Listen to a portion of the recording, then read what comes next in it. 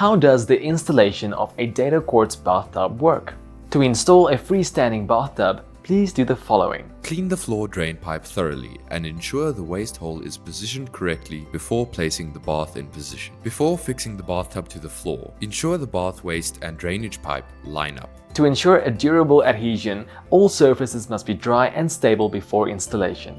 Use the provided template to mark a taped area on the floor where the bathtub will stand. Position the bathtub and level with a spirit level. Fill the bathtub with water. Let it run through the waste and check for leaks. Apply sandstick adhesive sealant or caulk of silicone around the base of the bathtub to ensure the bath does not shift.